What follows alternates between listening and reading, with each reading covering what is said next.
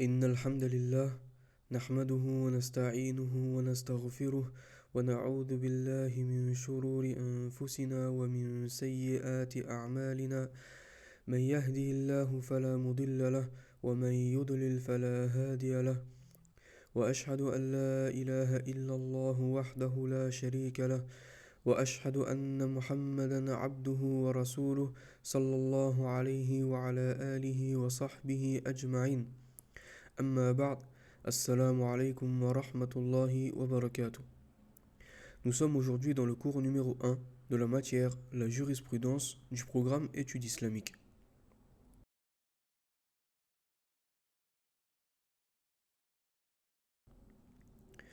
السؤال الأول لما نبدأ بدراسة أحكام الطهارة والمياه إن الصلاة هي الركن الثاني من أركان الإسلام بعد الشهادتين وهذه الصلاة لا تصح إلا بطهارة المصلي من الحدث والنجس حسب القدرة على ذلك وكانت مادة التطهر هي الماء أو ما يقوم مقامه من التيمم عند عدم الماء صار الفقهاء رحمهم الله يبدأون بكتاب الطهارة والطهارة أوكد شروط الصلاة والشرط لابد أن يقدم على المشروط.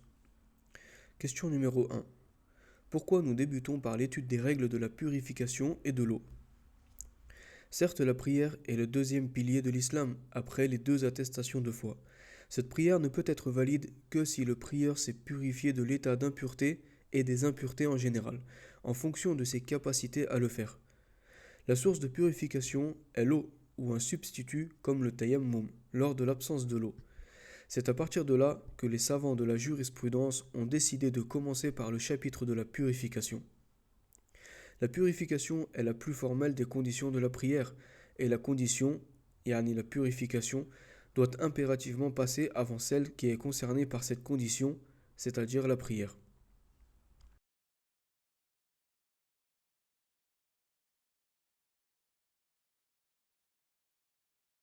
السؤال الثاني ما معنى الطهارة لغة وشرعا؟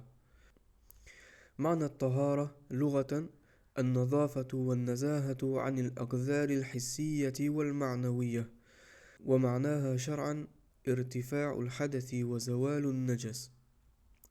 Deuxième question. Que signifie la purification, tahara, en langue arabe et dans la législation? La purification en langue arabe signifie la propreté et le délaissement des impuretés sensorielles et morales. Quant à la purification dans la législation, cela signifie retirer l'état d'impureté et faire disparaître toute impureté.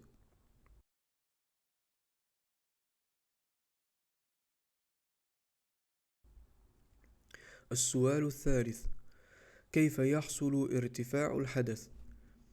يحصل ارتفاع الحدث باستعمال الماء مع النية في جميع البدن إن كان حدثا أكبر أو في الأعضاء الأربعة إن كان حدثا أصغر أو استعمال ما ينوب عن الماء عند عدمه أو العجز عن استعماله وهو التراب على صفة مخصوصة.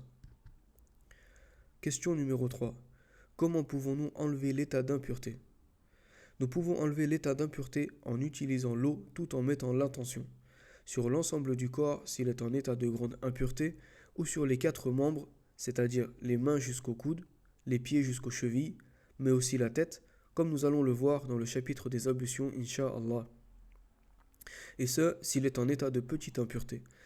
Si l'eau n'est pas disponible ou inutilisable, nous utiliserons son substitut qui est la terre, en l'utilisant d'une façon précise.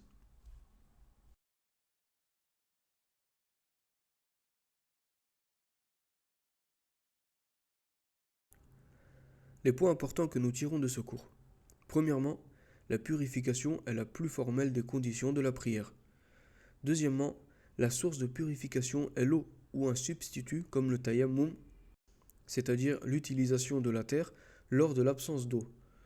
Troisièmement, la purification dans la législation signifie retirer l'état d'impureté et faire disparaître toute impureté. Quatrièmement, la purification est une adoration et toute adoration nécessite d'émettre l'intention.